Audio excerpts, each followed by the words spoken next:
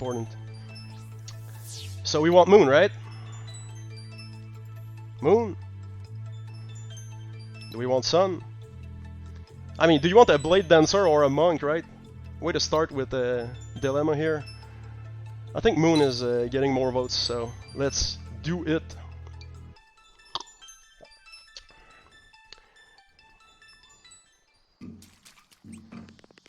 Ah, yes. You can probably do the dialogue on your own when you get there. They're essentially just mocking their teacher here.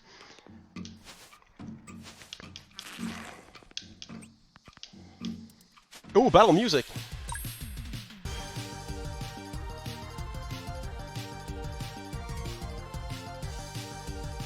Alright. Eric W. Brown. People. So in combat, right? Let's see here. I mean, you can do some magic, you can attack, and also it's all about timing your attacks, right? So we'll try to attack this not giant, but certainly enemy crab here. So if you don't press it right, you just get a regular animation, right? And then if you press at the right time, you get like an extra animation playing to give you feedback that you did it right. So too with blocking. So here I just took it, and then here you can block, right? To reduce the damage. So it's all about the active gameplay here. So now the both of them are casting spells. So if you break these locks, you'll cancel the spell. So let's see here. If we take Valier here, and so when you attack, you create, we call it live mana, right? There's this latent energy, and you can essentially condense that in a ball that you can absorb in your character to boost your next move, right? So that means that she will be dealing both regular damage and also moon damage, which means that this regular attack will be canceling this spell casting here. Well, I guess also killing the enemy, but I mean that's another. And so, all right, so cancel the both of them. Oh, and I mean, yeah, you can also, yeah, let's go with a Sun Ball, and actually let's charge it too. You can mash to make it a big one.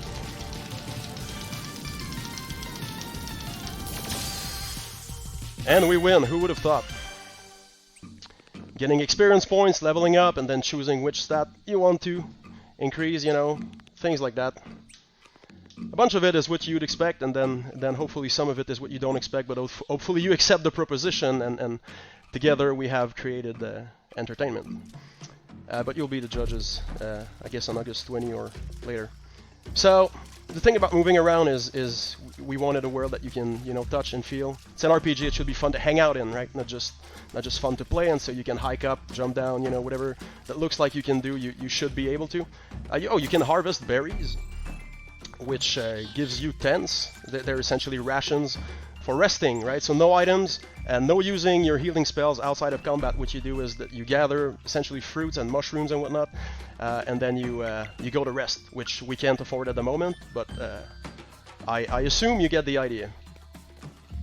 Yeah, so we're just on the beach here, and yes, more berries. And of course, so this is the first area. There's 3 areas in the demo. So there's this outdoor. So for us, it was a vertical slice, right? So we wanted, in development, we wanted to have to tackle all the core atoms that we would eventually need to build the game. So one was, you know, outdoor area where there's, you know, wind on the foliage and things like that, and then also indoor areas. So that's the third area, which is another dungeon, and then there's also a village. And yes, I guess there's chests you can open, and you'll be able to find trinkets that you can equip that sort of change the gameplay a little bit, how you synergize your characters together and the strategy that you want to have in combat. You know, things like, oh, you lose a few hit points, but you get a better outcome from blocking and things like that.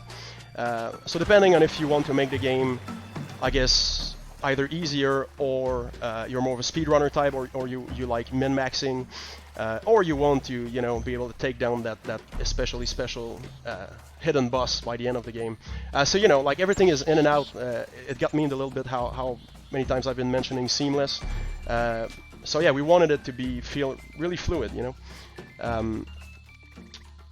So let's dodge the scorpion here.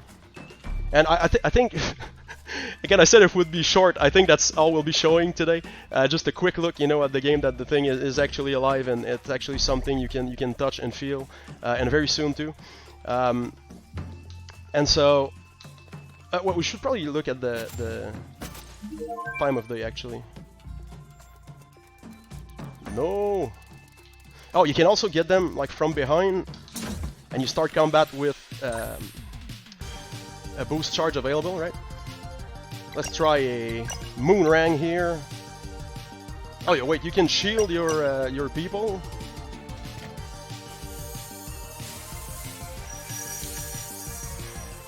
So these essentially nullify one attack each. Let's see here.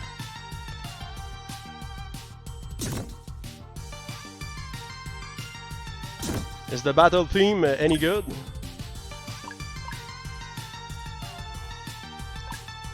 Alright, so let's do a Moonrang here. Ah, out of mana, right? I did the shield. So here's the thing with so it'll actually be SP for skill points instead of AP. So the way it works is that the numbers are really low, right? So that you're never spamming the same move at every round. The thing is you have to pace this with attacks, right? So whenever you're attacking, you're absorbing or you're regenerating 3, right? So now she has 3 instead of 0.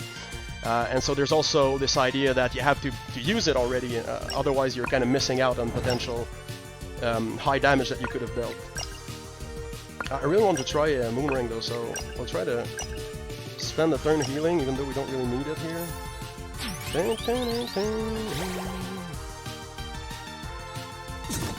0! Okay, so...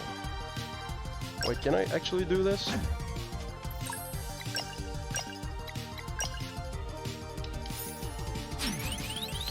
I mean, it'll be a bit underwhelming on just one target. The Moonrang is made more for when there's multiple enemies, you can bounce it and it hits all targets, but it's not that good when there's just the one.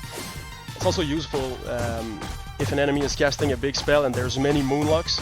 You can get rid of a bunch. I missed there. You can get rid of a bunch of them, you know, in a single move. So this idea is that spells are not only about dealing damage; they also give you utility, you know, and they have a use in how you do your strategy. The old strategy. Also, maybe one last thing then, I guess. You know how... So in the demo you won't have access to that feature right off the bat. You eventually unlock it because it's needed to activate some mechanism. But eventually, so in the game you get control on the time of day, right? Which technically doesn't actually advance time. It's more like you're moving the sun in the sky. So that's in real time with the two triggers. You can move it, you know, forward. And you can move it back as well, you know, and so you can see all the dynamic shadows going on here on pretty much everything. And so there's things like, you know, so you can make it dead of night if you want, you know, and there's going to be items or relics in the game. See, there's bioluminescence here on the vegetation in the water. And so these things, so you'll be doing, you know, puzzles. Well, not necessarily puzzles, but you know, things like, oh, there's a crystal and you can drive a beam through it, and you're kind of orienting the time of day so that it hits a mirror, you know, and things like that, which can sound annoying, but we try to do it in a way that's very lean and just to give you the satisfaction of you know, using your powers. So let me make it the. So the bridge here is a good example of the seamless thing. Is like you can actually jump down as it's coming up and then climb back, you know, and then you can just run on it. So yeah, so I would say, you know, we're pretty happy with our character controller, as we call it, all the options that you have there. See here, that's a thing you may remember from the trailer. So this big head here, you can't really do anything about it, but if you bring the knight, the rune activates, and then you can sort of use your powers to open it and then see, you know, see what's inside. It could be some epic loot. Ah yes, nighttime with the we have some reflection going in the water as well. So, you know, climbing, walking on ledges, going behind the waterfall. But I guess you can do that yourself. So yeah, I think that's it. for the quick look at Sea of Stars. We thank you all for the hype and the support. We hope you're excited. You'll get to play this hands-on. This is the first area of 3. In the demo, there's story in there. There's a heavy use of spoiler tags to make sure that once you do get to play the game, because this is cut out of sort of like the middle portion, roughly, of the game in terms of the areas and everything. But we made you level 1 here so that you get some progression. You can upgrade your weapons by finding sun shards and moon shards and things like that. Yeah, so I think that's it. Hope you enjoyed this quick look. We'll take 2 or 3 minutes. If you have any questions, feel free to post them in the chat, and I'll do my best, even though I'm terrible with the chat.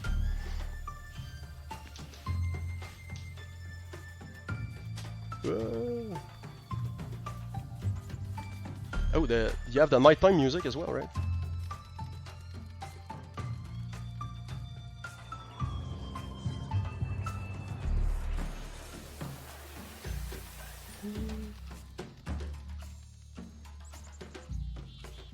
Will there be tracks by Yasunori Mitsuda in the demo? No! All the music you will hear in the demo is from Eric W. Brown. But in terms of Mitsuda, for those who don't know, Yasunori Mitsuda is Chrono Trigger's composer. And, well, he joined the team. And so, as a guest composer. And I mean, that's very much alive and well, and you will be able to hear some of his original compositions in Sea of Stars, but he won't be in the demo. But there will be music from him for sure, and in the official soundtrack and all of that. That's certainly something you can look forward to.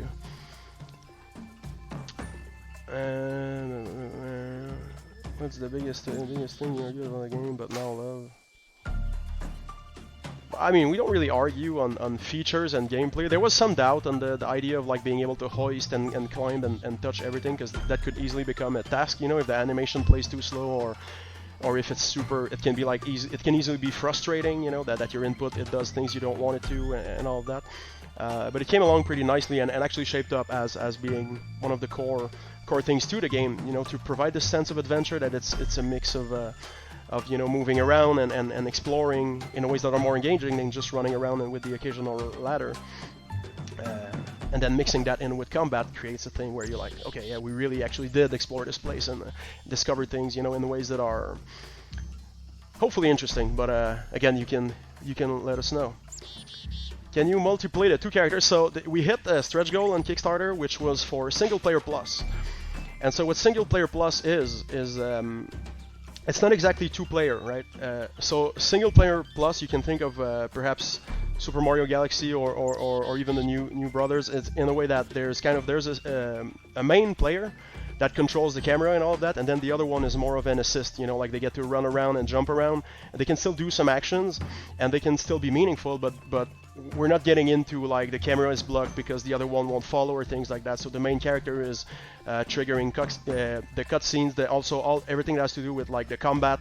You can probably the plus player can also trigger combat. I mean, we'll see.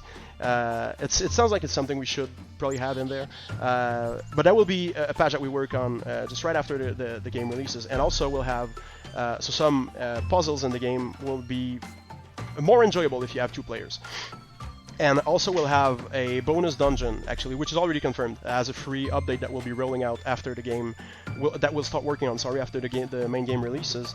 And it's called the Halls of Cooperation, and it's essentially a hidden dungeon that will come out of the water, that if you basically did everything in the game, you now have access to that. And it will be designed to be, you can still do it as a single player, but it will be more enjoyable in the Single Player Plus experience, you know.